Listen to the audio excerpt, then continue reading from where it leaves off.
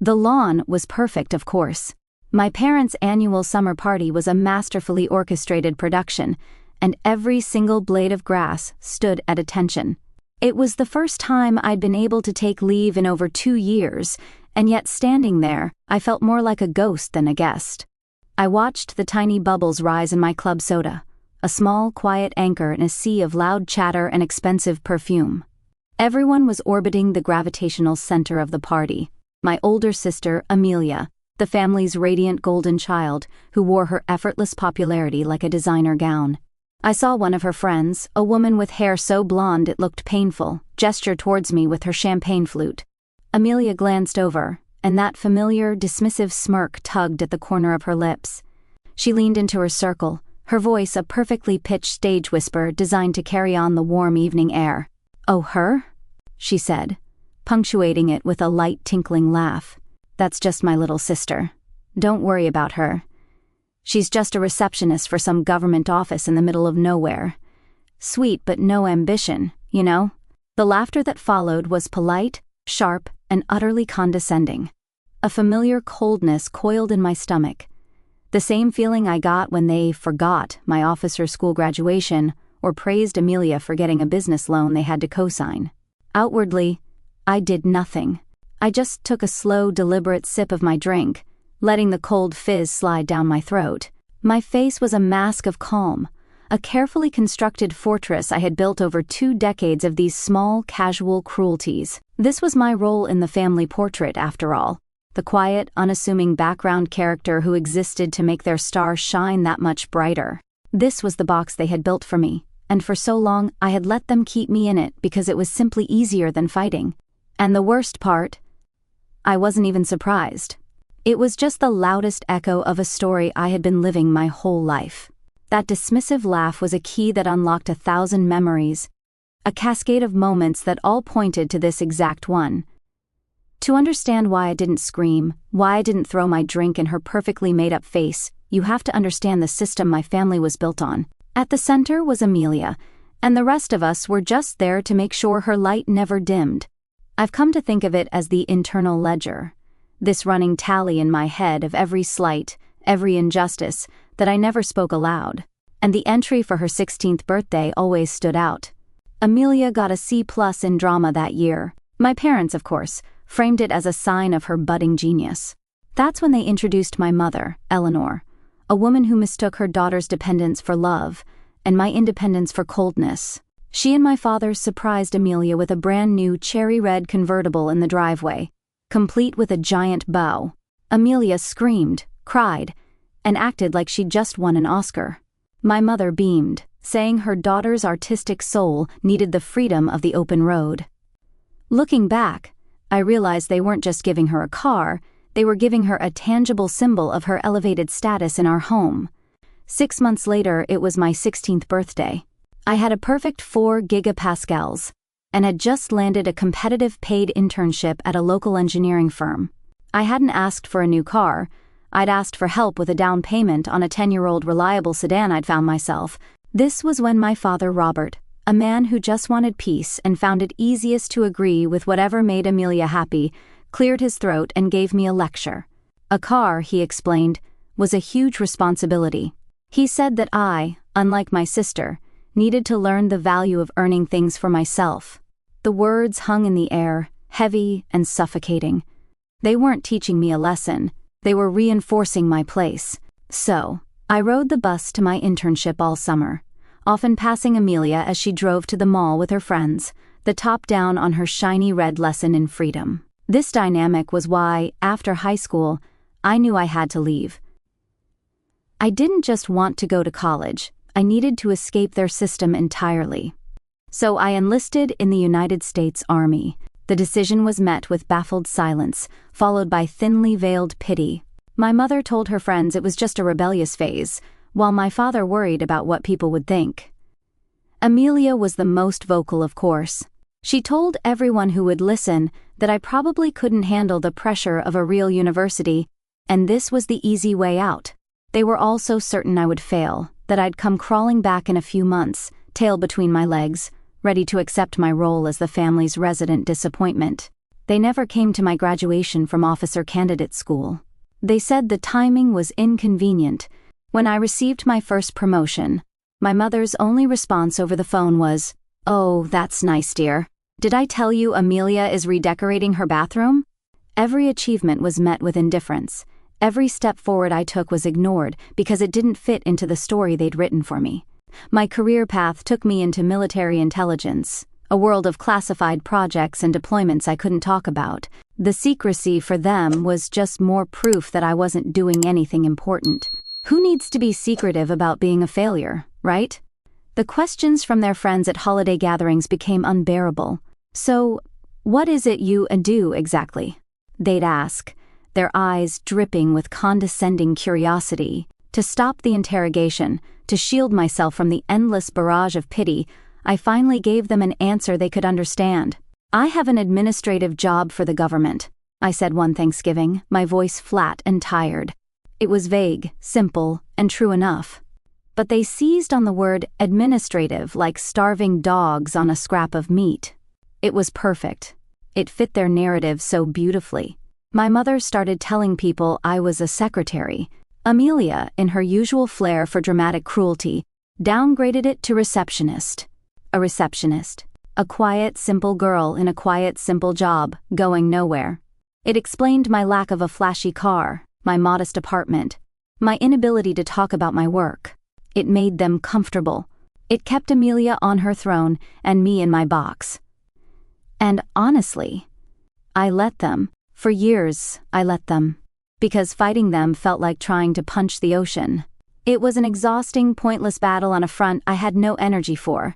Not when my real life demanded every ounce of my focus. My work was a world away from their petty dramas. A world of genuine responsibility, of life and death consequences, of serving with people who judged me on my actions, not my last name. Hiding behind their lie became a strange kind of armor. Lying there in my old childhood bed the night before the party, the floral wallpaper I'd hated since I was 10 closing in on me, I could hear their laughter drifting up from the living room. They were toasting Amelia for landing some new client for her fledgling interior design business, a business funded entirely by my father's peace at any price policy. I closed my eyes, and the internal ledger flipped open once more. The car, the forgotten graduations, the condescending pity, the receptionist lie. It all added up to one unavoidable sum. They would never, ever see me for who I was. So I decided to stop hiding and let them see the truth instead. That night, something inside me finally clicked into place. It wasn't a loud, dramatic snap, but a quiet, firm alignment. The decision crystallized in the darkness of my childhood bedroom. This was no longer about seeking their love or approval. That was a battle I had been losing my entire life. This was now about seeking reality. My life, the one I had built for myself brick by painstaking brick, was not a source of shame. I would no longer allow them to treat it as such. I wasn't plotting revenge. I was simply choosing to stop participating in their fantasy. The proof I needed wasn't some long-lost document or a secret recording. My receipt wasn't a piece of paper I could wave in their faces. It was my entire life's work. It was the weight of my responsibilities, the trust placed in me by my country, and the rank I had earned through sacrifice and dedication they couldn't possibly comprehend. And the reveal wouldn't be delivered by me in some tearful, screaming confrontation. It would be delivered calmly and efficiently by the very institution they held in such casual contempt, the United States Army. The real reason for this trip home wasn't just a simple holiday. It was a brief, mandatory downtime before a critical, short-notice deployment to a volatile region. My command needed me on site at a secure airfield for final briefings, and the operational window was incredibly tight. Wasting hours driving through civilian traffic and multiple security checkpoints wasn't just inefficient, it was a non-starter. The mission came first. It always came first. That was a truth I lived by. A world away from garden parties and family drama. I sat on the edge of my bed, the faint moonlight striping the floor, and made the call. My executive officer, Major Evans, picked up on the second ring. His voice was all business, as always. I explained the situation calmly and professionally, laying out the logistical problem. We needed to get me from my current coordinates to the airfield, wheels down, in under an hour. We went over the options. A civilian extraction was too slow. The nearest military installation was a 2-hour drive away.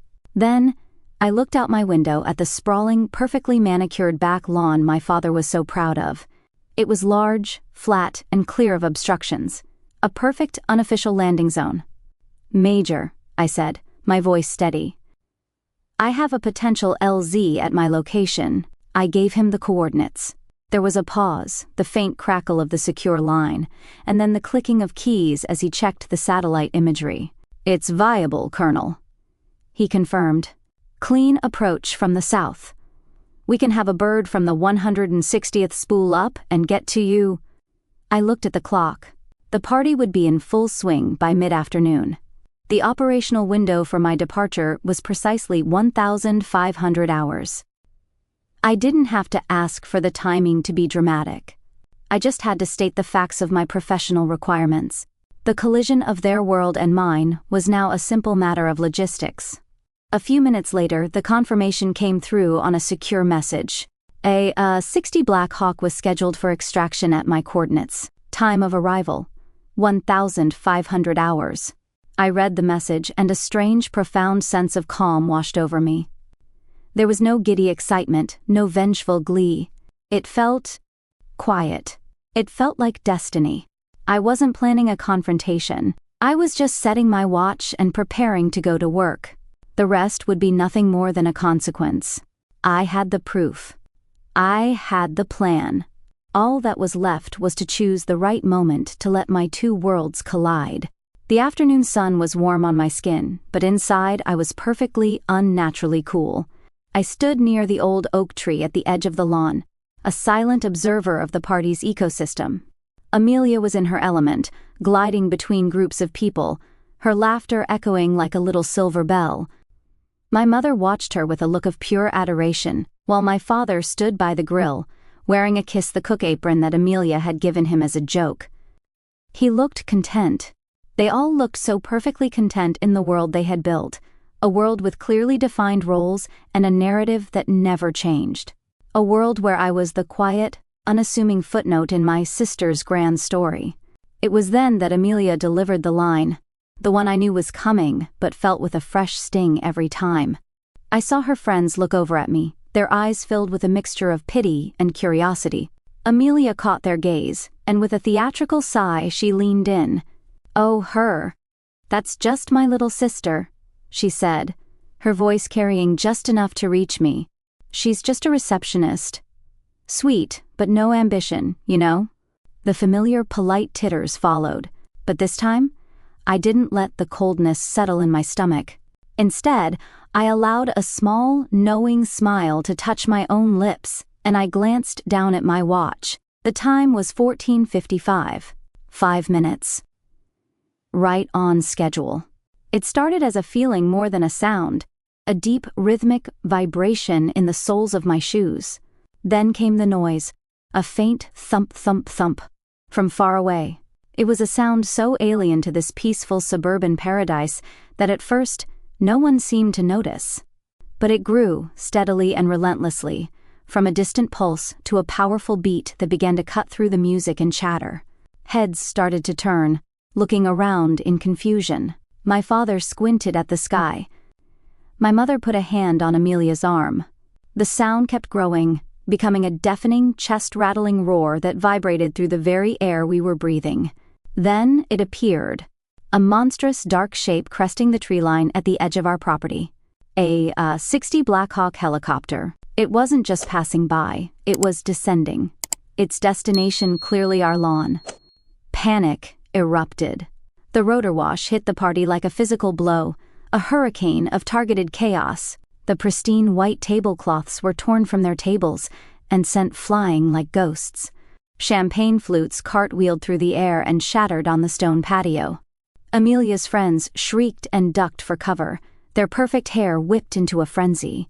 My mother screamed my name, a question and a plea all in one. My father just stood there, spatula in hand, his face a mask of utter disbelief. The helicopter landed with a final, ground-shaking thud that silenced every other sound.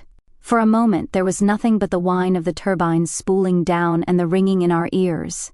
The side doors slid open, and a figure in full flight gear and a helmet jumped out.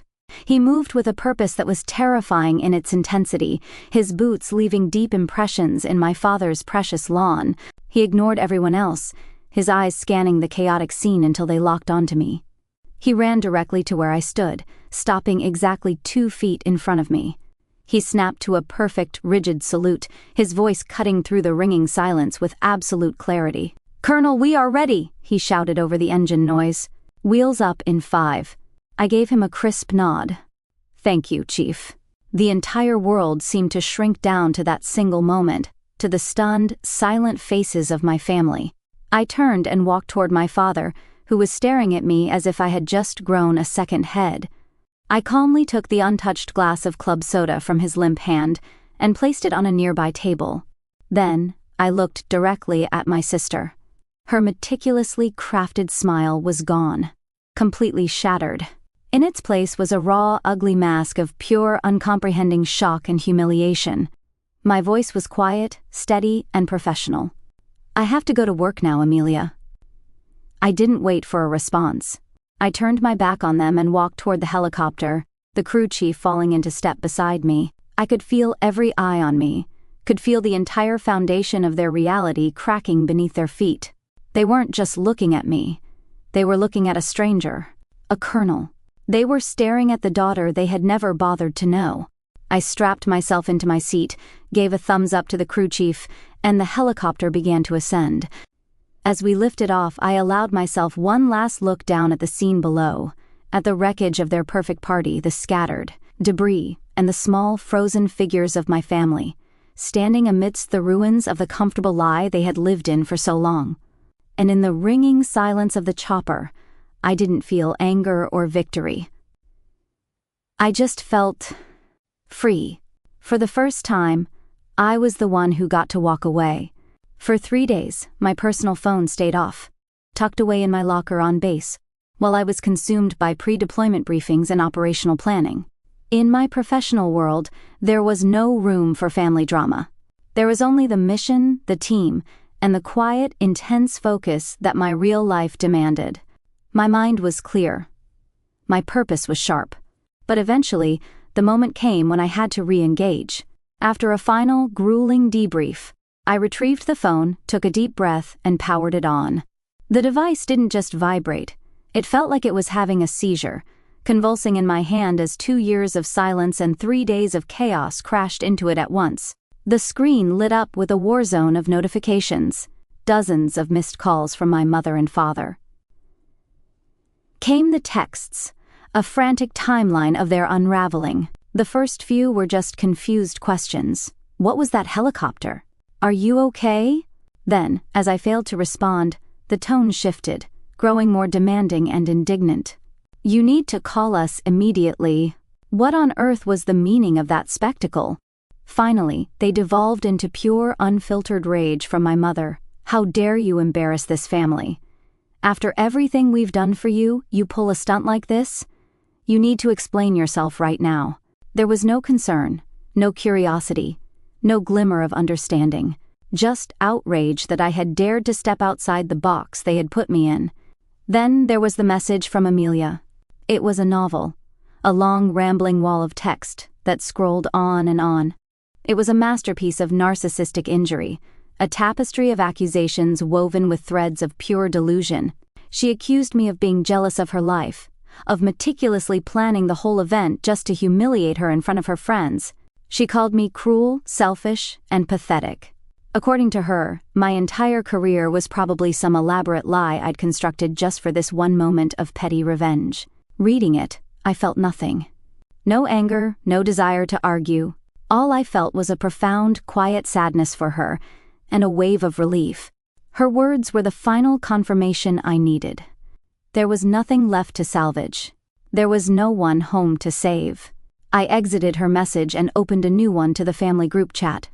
My fingers were steady as I typed out the last words I would ever send them. For my entire life you have told me who I am. On Saturday, you saw who I am. I paused, letting the finality of the next sentence settle in my own mind before I wrote it. The conversation is over. I pressed send without a moment of hesitation. Then, I opened my contacts list. I found my mother's name and pressed block. I found my father's name and pressed block. And finally, I found Amelia's. And with one final, liberating tap, I blocked her too. The silence that followed wasn't empty. It was full. It was peace. A few weeks later, I was standing in a briefing room, thousands of miles away from that perfectly manicured lawn. The air smelled of coffee and dry erase markers, not cut grass and expensive perfume. I was surrounded by my team, a group of brilliant, dedicated young officers, men and women of every conceivable background, who were all looking to me for guidance. We were mapping out a complex operation, and I was listening to a young lieutenant propose a daring but risky solution. I didn't shut him down. I saw the spark in his eyes, the same spark my parents had never seen in mine. "That's a bold plan, Lieutenant," I said, my voice calm and encouraging. "Let's break it down and see how we can make it work." In that room, surrounded by respect, earned through action, I felt a sense of belonging, a feeling of being truly seen, that I had never once felt in the house I grew up in. This was my family. This was my home. Months passed. I heard from a cousin, one of the few relatives who had stayed neutral, that the fallout from the party had been significant. Amelia's friends, their curiosity piqued by the dramatic spectacle, had started asking questions. Hard questions. What did I really do? What did being a colonel mean? Amelia, unable to answer and trapped in her own web of lies, became a social pariah. Her world, built on image and illusion, crumbled when it was struck by an undeniable reality. My parents, my cousin said, were adrift. They mourned the loss of the simple, unimpressive daughter they thought they had, and they were utterly terrified of the one they now knew existed. They lost both their daughters that day, the one they invented and the one they never knew. I learned that you can't force people to see your worth. You can only decide that you are no longer available for auditions. If you've ever had to become your own hero because no one else would step up, drop a salute in the comments below. I see you.